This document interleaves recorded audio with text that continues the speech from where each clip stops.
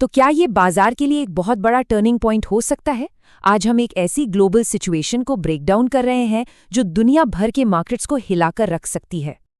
आज की रात सिर्फ एक डेडलाइन नहीं है, ये एक ग्लोबल टर्निंग पॉइंट भी हो सकता है। ये एक ऐसी सिचुएशन है जहां से या तो मार्केट्स एक्सप्लोड करेंगे या फिर पैनिक का सुनामी आ सकता है। चलिए इसको और गहराई से समझते हैं।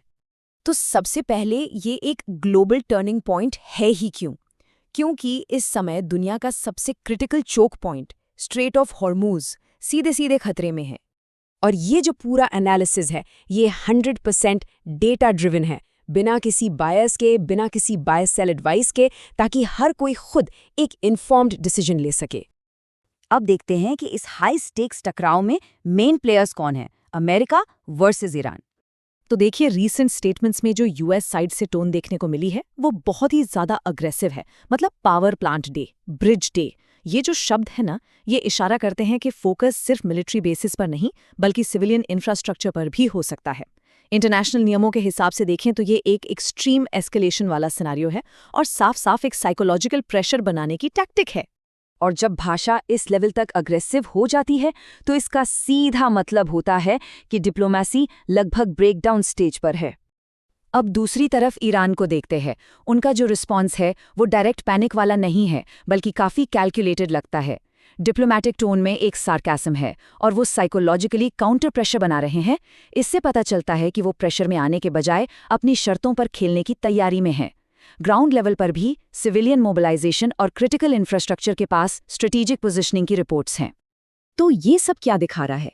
ये एक डेटरेंस स्ट्रैटेजी हो सकती है जिसका मकसद ओपोनेंट के लिए अटैक को मॉरली और पॉलिटिकली मुश्किल बनाना है। अब एक बहुत ही इंटरेस्टिंग एंगल पर आते हैं, यूएस की इंटरनल पॉलिटिक्स जो मार्केट में इंस्टेबिलिटी का सिग्नल दे रही है। देखिए, ये मुद्दा अब सिर्फ एक बाहरी कॉन्फ्लिक्ट नहीं रहा, ये अमेरिका के अंदर एक पॉलिटिकल डिवाइड का भी सिग्नल बन गया है। अपोजिशन से तो काफ़ी स्ट्रॉन्ग क्रिटिसिज्म आ ही रहा है, बल्कि रूलिंग पार्टी के अंदर से भी कुछ लोग डिसएग्री कर रहे हैं। अब मार्केट के नज़रिए से इसका मतलब है पॉलिसी अनसर्टेनिटी का बढ़ना और डिसीजन मेकिंग का अनप्रिडिक्टेबल हो जाना। चलिए अब सबसे ज़रूरी हिस्से पर आते हैं, मार्केट्स पर इसका क्या असर हो रहा है और कैसे न्यूज़ टेक्निकल्स पर हावी हो रही है। इस वक्त एक सिंपल सा रूल काम कर रहा है, geopolitics is greater than technicals. अब ये जो टेबल है ना, ये असल कहानी बताता है। देखिए, एक नॉर्मल मार्केट में क्या होता है, सब कुछ टेक्निकल्स पर, चार्ट्स पर चलता है। लेकिन अभी का जो मार्केट है वो पूरी तरह से न्यूज़ और सेंटिमेंट पर ड्राइव हो रहा है। इसका बिहेवियर बिल्कुल अनप्रिडिक्टेबल है और यहाँ पर सबसे बड़ा टूल कोई ईएमए या फिबोनाची नहीं बल्कि इन्फॉर्मेशन और अवेयरनेस है।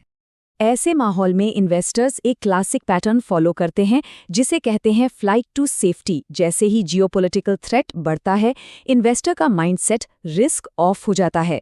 पैसा गोल्ड और यूएस डॉलर जैसे सेफ हेवन्स की तरफ जाता है और रिस्क एसेट्स पर प्रेशर बढ़ने लगता है। इस तरह के मार्केट की पहचान ही यही है कि यहाँ ओवर लेवरेज लेना बहुत ही खतरनाक है। प्राइस में अचानक स्पाइक्स और क्रैशेस आ सकते हैं, वो भी बिना किसी टेक्निकल वार्निंग के। एक खबर पूरी पोजीशन वाइप आउट कर सकती है, इसलिए यहाँ सबसे पहली प्रायोरिटी कैपिटल को बचाना बन जाती है। अब उस सेक्टर पर फोकस करते हैं जहाँ सबसे डायरेक्ट इम्पैक्ट पड़ने वाला है, एनर्जी सेक्टर, जहाँ क्रूड ऑयल और नेचुरल गैस सीधे सीधे इम्पैक्ट जोन में हैं। ये एक आंकड़ा सब कुछ बता देता है। दुनिया की टोटल ऑयल सप्लाई का लगभग 20% हिस्सा इसी स्ट्रेट ऑफ हॉर्मूज से गुजरता है। और ये स्लाइड बहुत अच्छे से दिखाती है कि अगर ये रूट डिस्टर्ब होता है तो क्या हो सकता है। क्रूड ऑयल की कीमतों में एक शार्प स्पाइक आ सकता है और नेचुरल गैस में वॉलेटिलिटी एक्सप्लोड कर सकती है। अब हम फाइनल काउंटडाउन में पहुंच गए हैं, जहां एक फैसला मार्केट की दिशा तय कर देगा। तो अभी सिचुएशन क्या है? मिलिट्री पोजीशनिंग एक्टिव है, स्ट्रेटेजिक एसेट्स अलर्ट पर हैं और दोनों तरफ से रिस्पॉन्स के सिग्नल काफ़ी स्ट्रॉन्ग हैं। आने वाले कुछ घंटे और दिन बहुत ही क्रिटिकल हैं।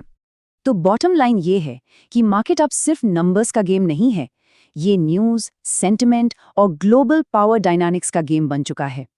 ऐसे समय में नेविगेट करने के लिए 3 चीज़ें सबसे ज़्यादा ज़रूरी हैं: इन्फॉर्मेशन, अवेयरनेस और पेशेंस।